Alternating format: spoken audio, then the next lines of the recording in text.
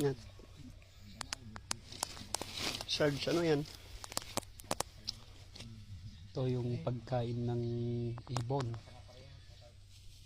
Pag pinakain ng ibon, pwedeng kain din ng tao. Yan, chok-chok. Pagkain daw ng ibon na ang tawag nila dyan ay bugnay. Hi guys, for Bugnay today's sa amin.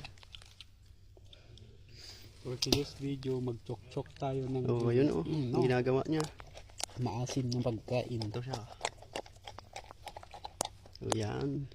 Oh, kinakain niya. Yummy. Ang piya-piya. Ah. Yun ang mga kasama niya. Ayun si Playboy Cristobal. Nandyan yung iba.